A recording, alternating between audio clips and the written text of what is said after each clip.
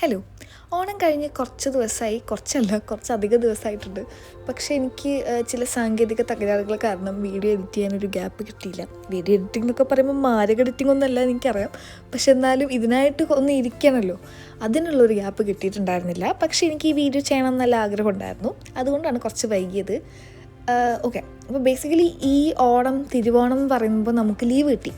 മറ്റത് നമുക്ക് ഓണത്തിന് നാട്ടിൽ ലീവ് കിട്ടുന്ന പോലെ യു എ ലീവ് കിട്ടത്തില്ലല്ലോ. പക്ഷേ ഇപ്രാവശ്യം നബിദിനം കൂടെ ആ ദിവസം ആയതുകൊണ്ട് നമുക്കിന്നിവിടെ ലീവായിരുന്നു. ലീവ് കിട്ടിയ സ്ഥിതിക്ക് പിന്നെ നമുക്ക് ഓണം ആഘോഷിച്ചില്ലെങ്കിൽ മോശമല്ലേ.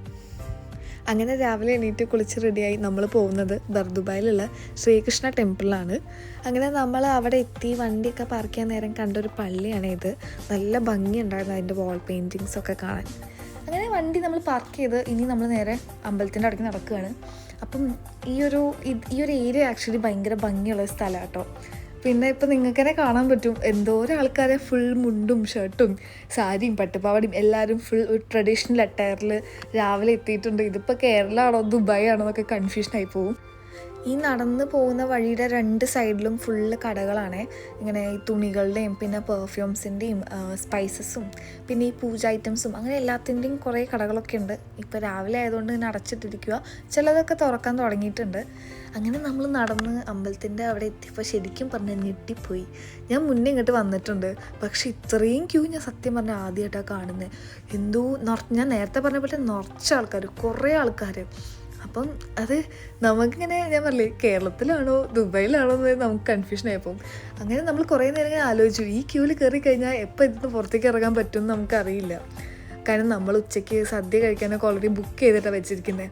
അപ്പോൾ ഇവിടെ നിന്ന് ഇനി ലേറ്റ് ആകുമെന്ന് പറയാൻ പിന്നെ നമ്മൾ എന്ത് ചെയ്തു, പുറത്ത് നിന്ന് അവിടെ നിന്ന് ചെരുപ്പക്കൂരി പ്രാർത്ഥിച്ചു, ഇറങ്ങി കുറച്ച് നേരം അതിൻ്റെ ചുറ്റൊക്കെ നടന്ന്, ഉള്ളിൽ കയറിയില്ല പക്ഷെ പുറത്ത് നിന്ന് പ്രാർത്ഥിച്ച് ഇറങ്ങി. അവസാനം അങ്ങനെ അവിടെ നിന്ന് ഇറങ്ങി ഈ ഒരു ഏരിയയില്ലേ, ഈ ഇറങ്ങി വരുന്ന ഈ ഒരു ഏരിയ, ഈ ലേക്കും കുറേ ബോട്ടും ഫുഡ് പ്രാവുകളും, ഈ ഒരു ഏരിയ ഭയങ്കര അടിപൊളിയാണ്. സത്യം പറഞ്ഞാൽ ഈവനിങ് ടൈമിലൊക്കെ, സൺസെറ്റ് ടൈമിലൊക്കെ ഇവിടെ ഇങ്ങനെ വന്നിരിക്കാൻ തന്നെ ഭയങ്കര പീസ്ഫുള്ളാണ്. എനിക്ക് ഈ ഒരു ദുബായിൻ്റെ സൈഡ് പേഴ്സണലി എനിക്ക് ഭയങ്കര ഇഷ്ടമാണ്.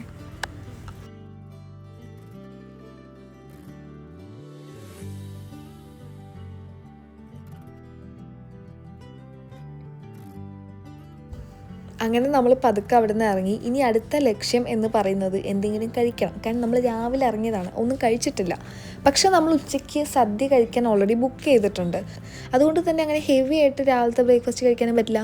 അപ്പോൾ എന്ത് ചെയ്യും എന്നിങ്ങനെ ആലോചിച്ച് നമ്മൾ പാർക്കിങ്ങിൻ്റെ അവിടേക്ക് നടക്കുമ്പോഴാണ് ഈ കടയും ഈ ചേട്ടനും ഞങ്ങളെ മാടി വിളിച്ചത്. നമ്മൾ ആ വഴി പോകുമ്പം പുള്ളി നമുക്ക് സാമ്പിൾ തന്നു, കഴിച്ചു നോക്കുന്നൊക്കെ പറഞ്ഞിട്ട്. വിശന്നിരിക്കുന്ന എൻ്റെ മുന്നിൽ സമൂസ വെച്ച് നീട്ടിയപ്പോൾ പിന്നെ ഞാനൊന്നും നോക്കിയില്ല, അതെടുത്ത് കഴിച്ചു. അപ്പോൾ പിന്നെ വിചാരിച്ചു എന്നാൽ പിന്നെ ഇവിടെ തന്നെ ചായയും എന്തെങ്കിലുമൊക്കെ കഴിച്ചിട്ട് അങ്ങ് പോവാം. അങ്ങനെ ചായയും പിന്നെ കുറച്ച് സമൂസ പക്കവട അതൊക്കെ തന്ന് അതൊക്കെ കഴിച്ചു. കൂടെ ഓണം അല്ലേ, നല്ല ദിവസമല്ലേ എന്നൊക്കെ പറഞ്ഞിട്ട് പുള്ളി ഞങ്ങൾക്ക് 2 ജിലേബിയും കൂടെ തന്നു. അങ്ങനെ അതും ഞങ്ങൾ കഴിച്ചു. അങ്ങനെ അതെല്ലാം കഴിച്ച് ഇനി നേരെ നമ്മൾ റൂമിലേക്കാണ് പോകുന്നത്. കാരണം ഉച്ചയ്ക്ക് സദ്യ കഴിക്കാൻ പോകാൻ വേണ്ടിയിട്ട് കുറച്ചുകൂടെ സമയമുണ്ട്. ഇപ്പോൾ 10:30 11 എങ്ങാണ്ട് ആയിട്ടുള്ളൂ. അപ്പോൾ കുറച്ച് സമയമുള്ളത് കൊണ്ട് റൂമിൽ ചെന്ന് റെഡിയായി ഒന്ന് ഫ്രഷായി റെസ്റ്റൊക്കെ എടുത്ത് എനർജി സേവ് ചെയ്തിട്ട് പോകാമെന്ന് വിചാരിച്ചു. അങ്ങനെ ഞങ്ങൾ അവിടെ നിന്ന് തിരിച്ചു. ഈ പോകുന്ന വഴിക്കുള്ള വ്യൂ കണ്ടില്ലേ, നല്ല രസമല്ലേ. നമ്മുടെ മനസ്സിൽ ദുബായ് എന്നൊക്കെ പറയുമ്പോൾ വരുന്നൊരു വ്യൂ ഉണ്ടല്ലോ, ബുർജ് ഖലീഫയും സൈഡിലെല്ലാം ഫുൾ വലിയ വലിയ അമ്പരചുംബികളായിട്ടുള്ള കെട്ടിടങ്ങളും. എങ്ങനെയുണ്ട് എൻ്റെ മലയാളം?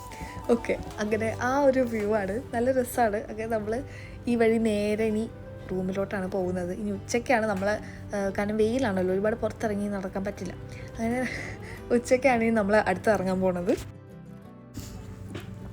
അങ്ങനെ അതേ നമ്മൾ എൻ്റെ ബിൽഡിങ്ങിൻ്റെ അവിടെ എത്തി.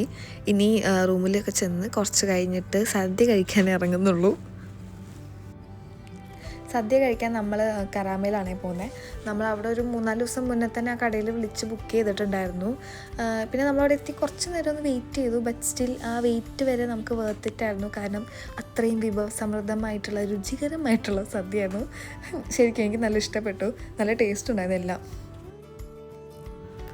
അങ്ങനെ വയറ് നിറച്ച് സദ്യയൊക്കെ കഴിച്ചപ്പം വയറും മനസ്സും എല്ലാം നിറഞ്ഞു.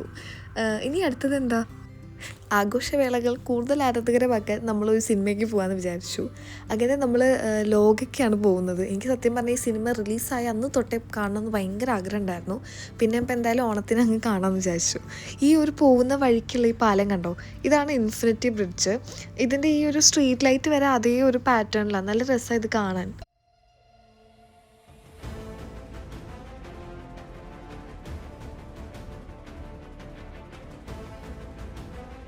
സത്യം പറഞ്ഞാൽ എനിക്ക് നല്ല ഇഷ്ടപ്പെട്ടു സിനിമയും ഇന്നത്തെ ദിവസവും എല്ലാം.